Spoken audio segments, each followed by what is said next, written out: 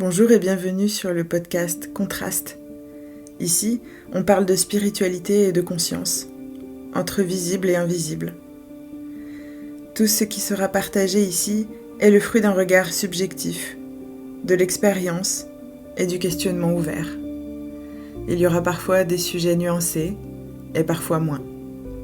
Je vous laisse libre de cette écoute et de vos propres questionnements.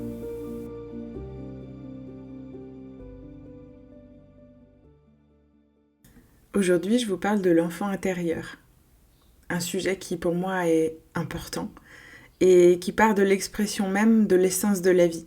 Alors c'est un sujet que j'aborde essentiellement lors des consultations ou des initiations que je propose, mais je constate que c'est une notion qui est souvent utilisée, mais rarement expliquée en profondeur.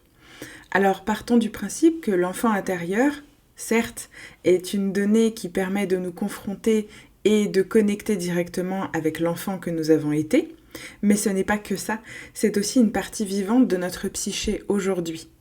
Alors dans la première partie de cet épisode, je vais rapidement revenir sur ce qu'est l'enfant intérieur, en tout cas ce concept que l'on utilise beaucoup aujourd'hui en développement personnel ou en spiritualité. Donc l'enfant intérieur, c'est l'enfant réel que nous avons été. Nos souvenirs, nos blessures, nos besoins, nos joies, c'est cette partie qui est spontanée, créative, sensible et aussi authentique de nous-mêmes. Alors, cette partie-là de nous, elle continue d'influencer nos choix, nos relations et bien sûr nos réactions d'adultes. Et si pour entamer un processus thérapeutique ou de guérison, nous partions directement vers l'enfant intérieur, peut-être que parfois ça se suffirait amplement à pouvoir débunker des intrications ou des problématiques sous-jacentes. Par exemple, quand une critique nous blesse démesurément, quand nous cherchons l'approbation, quand nous avons peur du rejet. Ce sont des réactions qu'à l'âge adulte nous pouvons avoir et qui parfois témoignent de ce qu'il s'est passé lorsque nous étions enfants. Alors étant moi-même devenue maman il y a quelques années maintenant, je me suis beaucoup renseignée, avant même que mon enfant ne naisse, sur tout ce qu'il pouvait y avoir autour de l'enfant, autour de la parentalité, de l'éducation. Et je suis tombée alors sur la théorie de l'attachement. Donc théorie qui a été proposée par Bowlby et reprise un peu plus tard par Ainsworth, permettait de comprendre comment l'enfant peut se construire. Alors, je vous invite à la regarder parce que c'est long, c'est particulier. Il y a 4 profils, 4 types d'attachement. Je vais vous les donner là tout de suite. Et elles traduisent surtout des stratégies développées par l'enfant selon la qualité des réponses qu'il a reçues. Alors la bonne nouvelle, c'est que rien n'est figé, on peut s'en sortir quand on sent qu'on a un profil d'attachement particulier. Donc elles sont au nombre de 3 à la base, et Ainsworth en a rajouté une 4e. Donc la première, ce serait le style d'attachement sécure. Le deuxième, ce serait l'évitant. Le troisième, ce serait l'ambivalent. Et le 4e, le désorganisé. Et pour revenir sur les besoins fondamentaux de l'enfant, eh bien, sans surprise, nous retrouvons la sécurité, l'amour, la reconnaissance, l'écoute et la liberté d'être soi. Alors, qu'est-ce qui se passe lorsque ces besoins ne sont pas suffisamment nourris ? Il y a donc des mécanismes de protection que l'adulte va développer. Et parmi ces manifestations, évidemment, on va retrouver la peur de l'abandon, le besoin de contrôle, le perfectionnisme aussi, la dépendance affective et bien sûr, la difficulté à poser ses limites. Alors, on va peut-être me dire, mais comment on fait du coup ? Parce qu'on en a tous bien conscience que parfois on a des lacunes à certains endroits, qu'on a des réactions disproportionnées ou en tout cas qualifiées comme telles. L'idée, c'est pas forcément toujours de revenir dans le passé. C'est une porte d'accès qui est très intéressante, mais parfois ça n'est pas accessible non plus, de par la mémoire qui a effacé, parce que c'était trop ancien, parce que c'était traumatique. Mais alors, le tips, ce serait surtout de rencontrer la partie de soi qui attend encore d'être entendue sur ce plan-là. Et pourquoi pas de se poser ces simples questions. De quoi avais-je besoin ? Ou de quoi ai-je besoin aujourd'hui ? Qu'est-ce que je n'ai jamais vraiment osé exprimer ? Ou qu'est-ce qui me fait aujourd'hui vibrer naturellement ? Je ne vous cache pas que lors des constellations familiales que j'anime, l'enfant intérieur ou l'enfant que nous avons été est vraiment souvent au cœur des problématiques.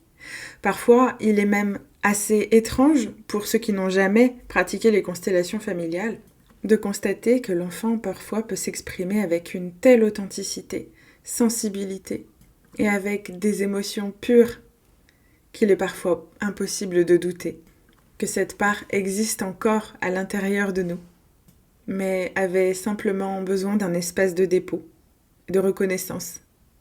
Et ça arrive assez régulièrement lorsque, par exemple, dans les constellations, encore une fois, je dénote une intrication qui se base sur la parentification, à savoir un enfant qui a pris la place de l'adulte trop tôt, qui a dû lui-même s'occuper de ses parents, soit par la force des choses, on n'est pas là pour juger, soit par obligation.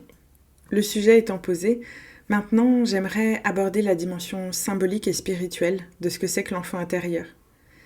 Pour moi, l'enfant, c'est le symbole universel de la vie. C'est le fruit. Dans beaucoup de traditions, l'enfant représente le potentiel, la naissance, le nouveau, l'âme qui s'incarne aussi. Symboliquement, l'enfant, c'est donc le fruit de l'union de deux polarités. Un masculin, un féminin, le ciel et la terre, l'esprit et la matière, la conscience et l'énergie. Et dans la nature, je ne vous fais pas un dessin. Toute création naît d'une rencontre entre deux forces complémentaires. L'enfant intérieur, ça représente alors une capacité à faire naître quelque chose de nouveau en nous.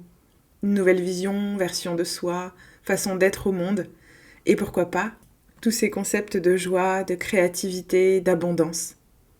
Dans le monde dans lequel nous vivons aujourd'hui, nous ne pouvons plus nier l'évidence.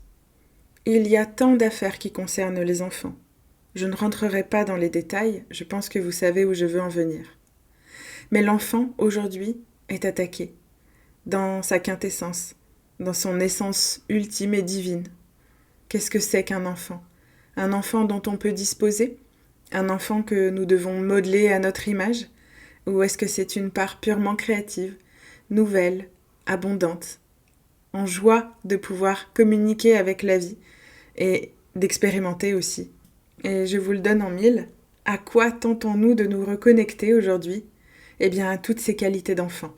L'émerveillement, la curiosité, l'imaginaire, la présence à l'instinct et cette capacité à jouer.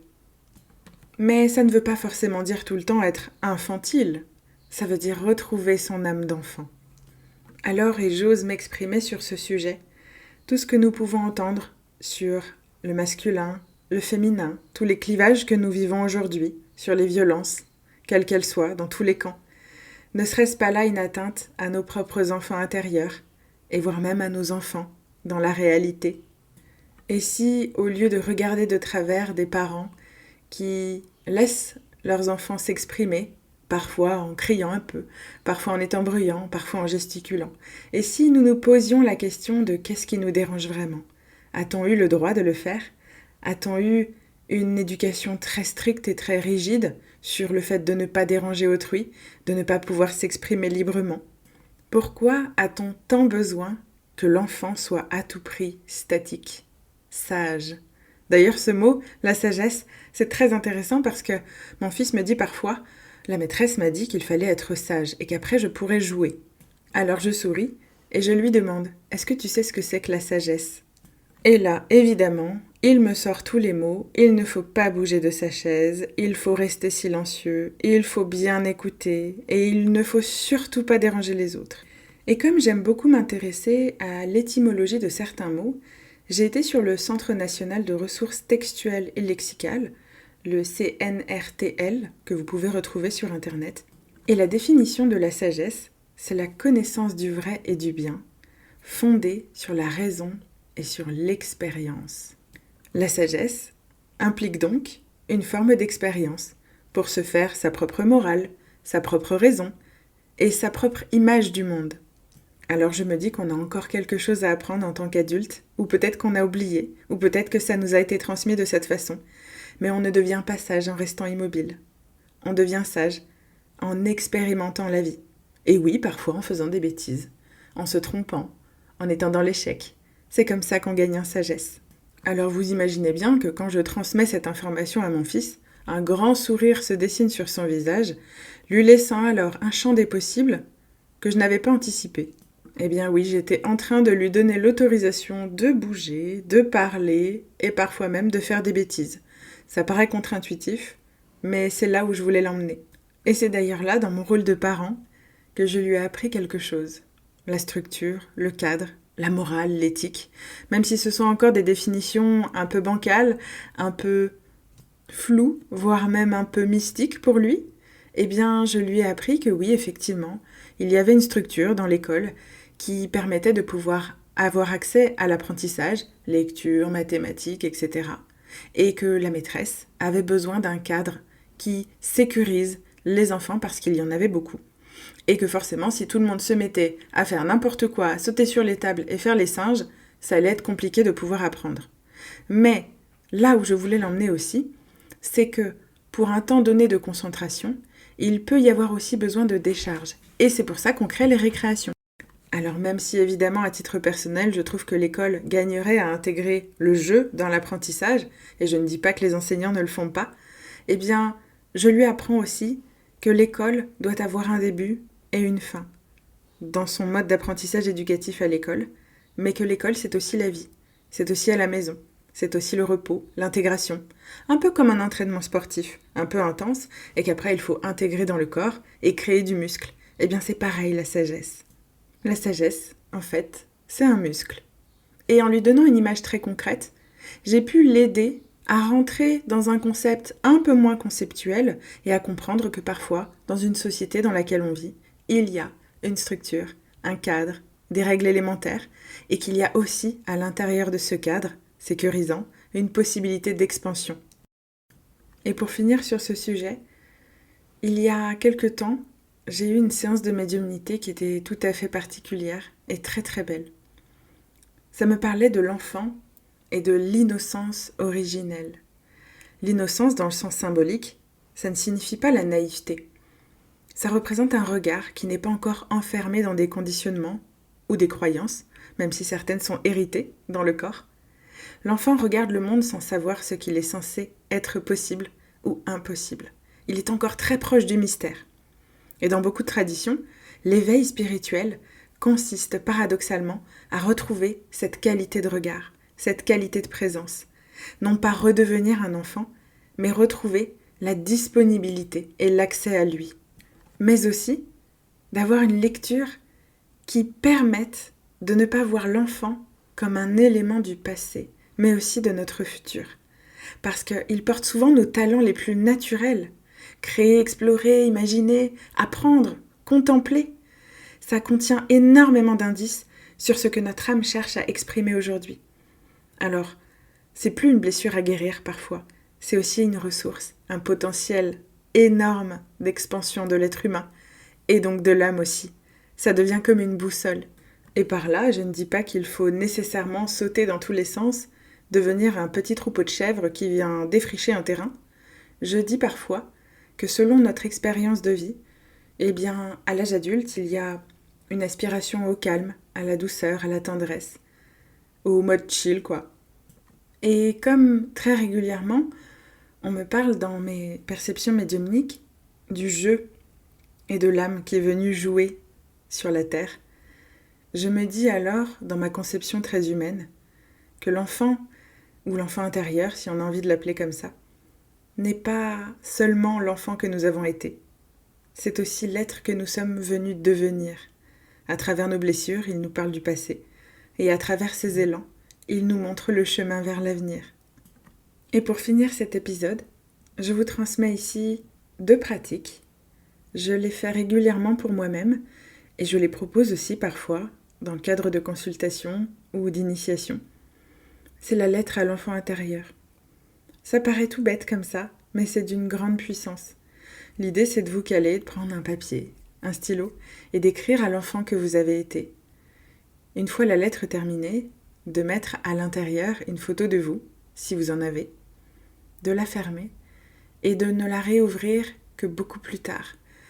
Mieux encore, vous pouvez la donner à quelqu'un de confiance, qui sentira l'élan alors de vous l'envoyer par la poste un jour.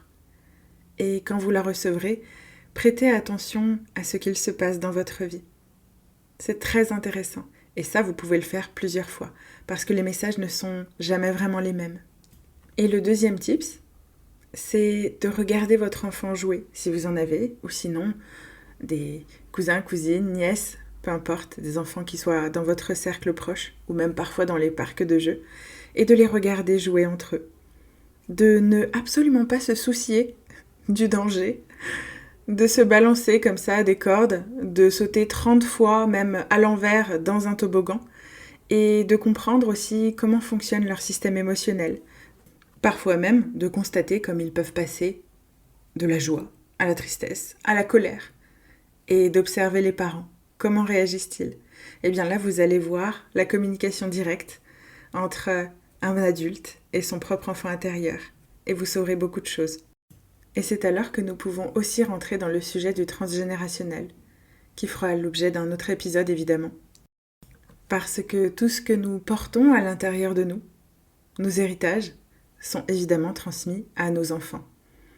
Alors, si par aventure vous avez envie de regarder ce qui vous perturbe aujourd'hui, vos combats, vos insécurités, eh bien imaginez bien que vous êtes le premier terrain de cette expérimentation et que par votre reconnaissance, votre propre enfant intérieur, votre réparation aussi à certains endroits, eh bien vous ne serez que plus à même de pouvoir transmettre à vos enfants cette vie dont vous rêvez peut-être. Celle du respect, celle de l'amour, du lien, du partage, de la réussite aussi, pourquoi pas. Car il ne s'agit pas toujours de transmettre un manuel instructif, mais d'incarner soi-même ce modèle, de devenir le modèle. Vos enfants en ont besoin. Et, par extension évidemment, votre propre enfant intérieur en a grandement besoin. Alors devenez son propre parent. Car là alors, tout va vraiment pouvoir changer et évoluer dans le bon sens du terme, au niveau de l'humanité. Cet épisode est terminé et je vous remercie pour cette écoute. Si les propositions vous intéressent, vous pouvez tout retrouver sur mon site internet ou sur mes réseaux sociaux. En tout cas, d'ici là, prenez soin de vous.